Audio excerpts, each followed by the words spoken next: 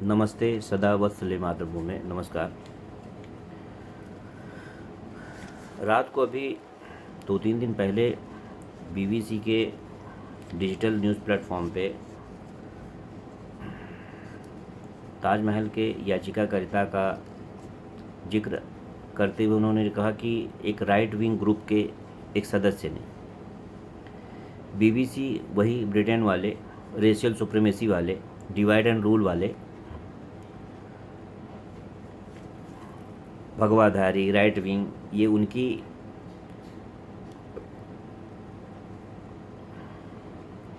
वो उपमा देते हैं भारत के बहुसंख्यक राष्ट्रवादियों के लिए। ये हमें आज़ाद करके गए हैं ये महानुभाव। हमारे देश को आज़ाद करने के लिए गांधी, भगत सिंह, सुभाष चंद्र बोस जी थे। साउथ अफ्रीका के, एशिया के और कंट्रीज़ को आपने उसी समय क्यों आज़ाद कर दिया? किसको बेवकूफ़ बनाते हैं? जर्मनी ने विश्व युद्ध में इतनी ज़्यादा आपके ऊपर एरियल स्ट्राइक की कि आपको अपना देश बचाना भारी पड़ गया, तो आप अपने उपनिवेश कहाँ से बचा पाते? इसलिए आपने सर पे पैर रख के आप भागे, और सर पे पैर रख के छोटे छोटे देशों से तो भागे ही भागे, हिंदुस्तान से नहीं भागते तो यहाँ की जो नेवल आर्मी है, यहाँ की जो नेवी है, जो सुभाष चंद्र बोस के आज़ाद हिंद फौज के असर में आ चुकी थी, उन्होंने सशस्त्र विद्रोह करने का निर्णय कर लिया था। और ये बात आपके बैठाए हुए मोहरों को भी पता है, जो आपके कठपुतली, जो यहाँ नेता अपने बैठाए थे भारतीय जनमानस पे राज करने के लिए, उनको भी ये बात पता था। बहनों भाइयों, मैं हमेशा कहता हूँ कि संस्कृति क्या है? संस्कृति एक पहचान है, हर व्यक्ति की एक पहचान है, उस राष्ट्र में रहने वाले हर व्यक्ति की पहचान है। जब उसके इतिहास को कुरूप किया जाता है तो इनके यहाँ पे ब्रिटिश में के जो यहाँ पे शासक थे, लॉर्ड मैकॉले, लॉर्ड मैकाले, उनके हिसाब से किसी भी देश को तब तक गुलामी नहीं, मानसिक गुलामी से जकड़ा नहीं जा सकता जब तक उसकी संस्कृति न मिटा दी जाए। तो ये तो इनकी सोच थी। ये जो उपमा देते हैं, तमगा देते हैं राइट विंग वगैरह का, ये रेशियल सुप्रीमेसी वाले, डिवाइड एंड रूल वाले। तो जब इतिहास को कुरूप किया जाता है तो आपको एक हारा हुआ साबित किया जाता है। जैसे अकबरुद्दीन ओवैसी के छोटे भाई, पता नहीं उनका जलालुद्दीन नाम क्या है, वो औरंगजेब के मकबरे पे जाके चादर चढ़ाते हैं।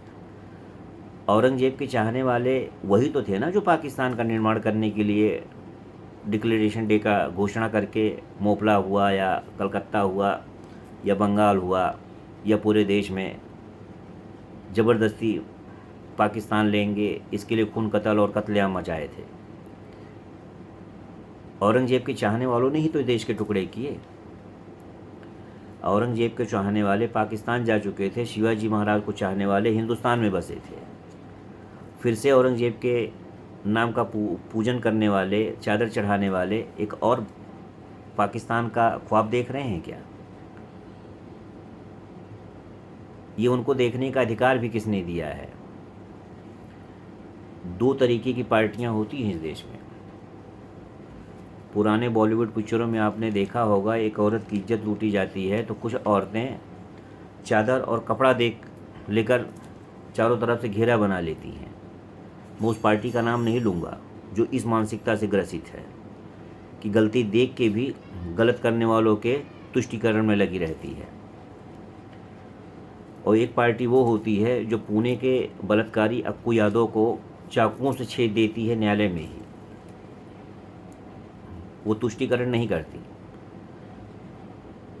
वो नाइंसाफ़ी से उद्गीन होके, अन्याय से उद्वेलित होके, हताश होके पापी का अंतिम पर्याय वध का निर्णय लेती है। और फिर बाकी भगवान पे छोड़ती है। आत्मरक्षा का अधिकार इस देश में सबको है। एक पार्टी ऐसी भी होती है, मैं उस पार्टी का भी नाम नहीं लूँगा। जब इतिहास को कुरूपित किया जाता है तो ये बताया जाता है कि हम हारे हुए हैं, हम पर किसी ने राज किया है, हमें किसी ने हराया है।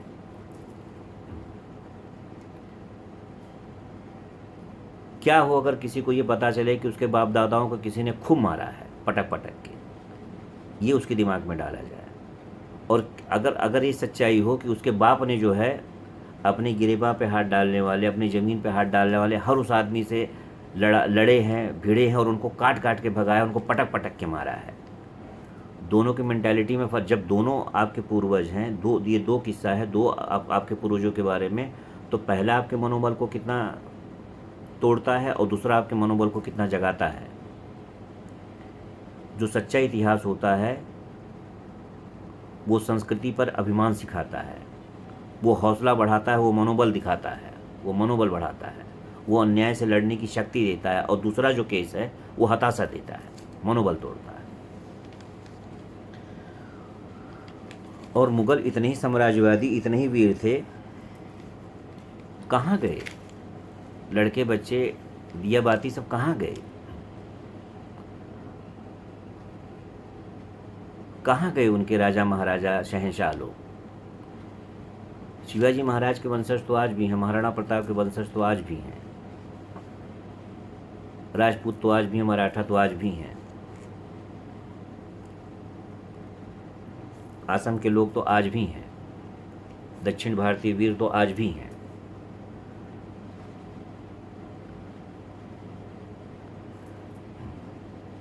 गुजरात के चालुक्य तो आज भी हैं, वो कहाँ गए? पता नहीं चला रंगून जाने के बाद। और ब्रिटिश इतने ही बड़े वीर थे,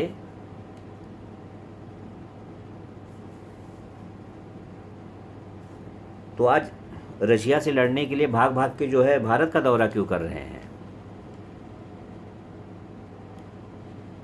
25-25, 30-30 देशों का ग्रुप क्यों बना रहे हैं? भिड़ जाए रशिया से अकेले। तब नानी माई क्यों मर रही है? शेर के बच्चों को मेमने की इतिहास में ढाल के उनको मेमना कुछ हद तक, कुछ समय के लिए बनाया जा सकता है, लेकिन अगर उनके अंदर शेर का खून है, अगर उनकी संस्कृति उन्हें शेर बना के पैदा की है, तो कभी न कभी तो उनका आत्मबल जागेगा ही। जय हिंद।